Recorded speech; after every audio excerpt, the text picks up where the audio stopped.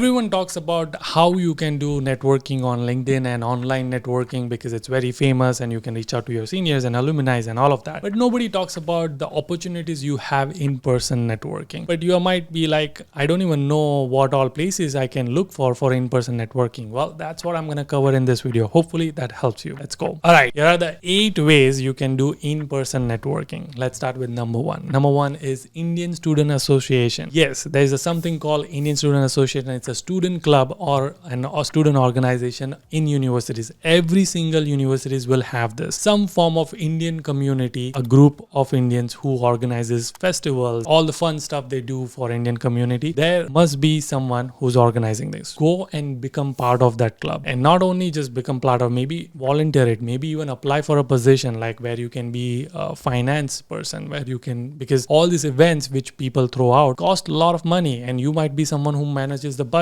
maybe be the event organizer where you can actually use that experience and become a project manager. And because you are an event organizer, you will be able to network with a lot of other people who are doing this. You will be able to network with people who are in universities, and that people will somehow help you somewhere else, not just with your seniors, but also peers and other people who will come to the festival and events and all of that. That is one thing you should absolutely do it. As soon as you land in United States, join that community. Number 2, similar to Indian Student Club, there are probably several other clubs on campus, and you cannot even believe, like if you can think of something that could be a club, like for example, swimming club. I was president of meditation club. We as a student gathered together and we did meditation together. That was the thing we did together. There are entrepreneurship club where they invite a lot of startup founders and they do meetups and all of that. There is also a business club where they invite a lot of MBA people who have done past alumni who are now at a certain position, and they do these fancy events. And I'm not just talking about curricular. There is also like hobby, like rock climbing club, dancing club, whatever you name it, there might be clubs. So join those clubs and go to those events, because those are the ways where you can meet people in person and actually network. And you might be like, I'm an introvert, I don't know what to talk about. Well, those are the places where you actually like something. That's why you became the part of it, and hopefully that person also likes that thing. That's why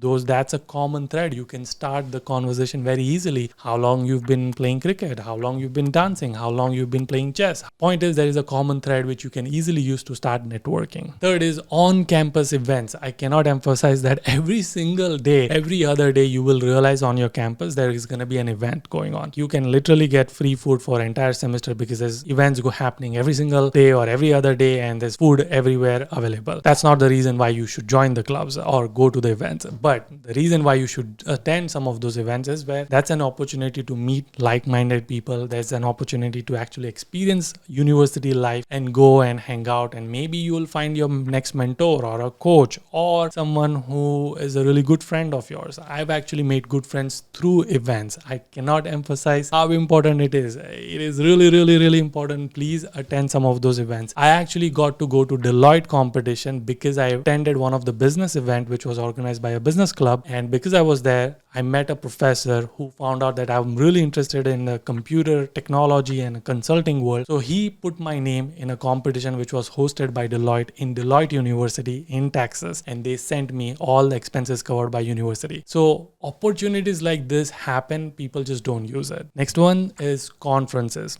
I know I've talked a lot about on-campus thing, but there is also a lot of off-campus conference happen. One of the one is Grace Hopper conference, which is going to happen in September 2023. So all of you should invest.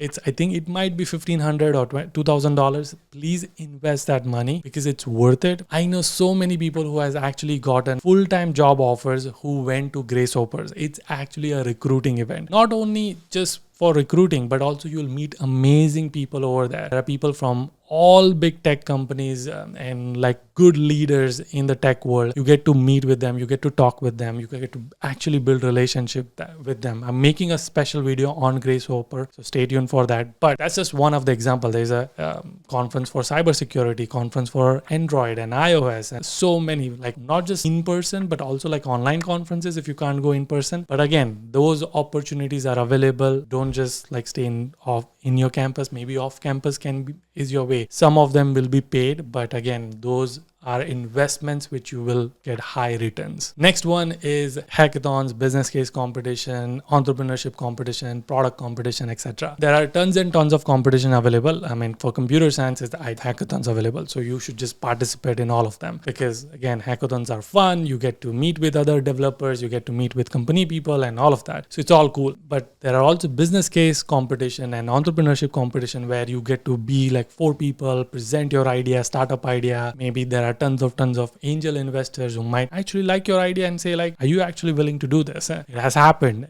And for the consultant who actually want to become a consulting or business analyst, there's a competition like business case competition. And one of them is hosted by Deloitte in Deloitte University, like I talked about in last point, that I actually went to those competition with 3 people from Chico State. We maybe came 3rd or 4th, I don't remember, but it was a lot of fun. Like we actually got to meet with a lot of leaders from Deloitte. It was a recruiting event. I actually got an interview call because I went to there. Unfortunately, I did not crack the final round. Someone else who was with me actually did crack it, and now working as a Deloitte consultant, and now he got promoted to partner now. Regardless, my point is there are tons of competitions available for all kinds of major. So please go to these competition. Even if you lose, it's fine. You're not going there to win or lose. You're going there to actually make connections. All right, next one is career center and department events. Your universities will have something called career center or career development center. I don't know, each university have something like that. And their whole goal is to help you with your professional growth. They will teach you how to be table manners, how to wear what, will help you with your resume and LinkedIn profile and all of that. So you have this, you are paying for this, just people don't use it. And what beautiful part about it is that they actually organize 2 or 3 events for just students to learn the etiquettes, table etiquettes. When you go to dinner, how do you eat, and how do you talk, and how do you handshake, and how do you make a verbal, like your first elevator pitch with your recruiter. So it was a really cool event which was by our career center, and I'm sure my university does it, which is Chico State. I'm sure like a lot of other university does it, you just don't know about it. Similarly, your department, your professors will host some events like that where they will call other companies to talk about it. Those are some good events. Don't just go for free food, like go for actually meeting them, because that company is coming there in a hope that they can interact with some student, potential interns, potential full-time hire. So they're coming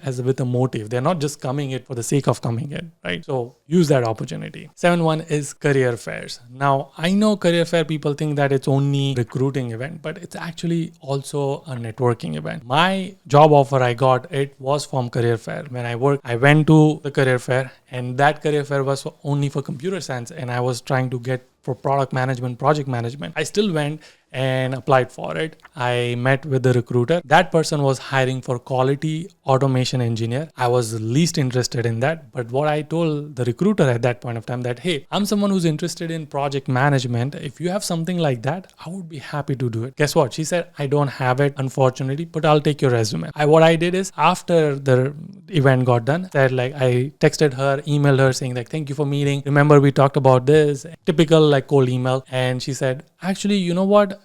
We do have a project management internship open. You might be the right candidate for it. Like, how about I connect you with a hiring manager? And then that's how I got my internship. So my point is that don't use it only to give out your resume. Use it to actually build relationship, have good conversation. Maybe that company is not worth it right now, but maybe you will make a good impression and a good relationship with the recruiter who might actually end up having you join a company at later point of time. So use career fair as a networking event as well. Finally, last but not least is meetup.com or Eventbrite. Now, these are 2 websites where people will host your local community wherever you're living. So I'm living in Chico. My community people, Chico people, will host events like whatever events. Maybe it's like a nice dance night, or it's a movie night, or something like that. And similarly, in big cities, they even organize better events. We actually have a weekly event for startup. We have a startup non-profit organization who brings a lot of other startup to this. So it's a fun thing. I went to there and I talked to a lot of startup. Like some of my friends who went to that and actually ended up getting a job. Explore those areas as well. Meetup.com,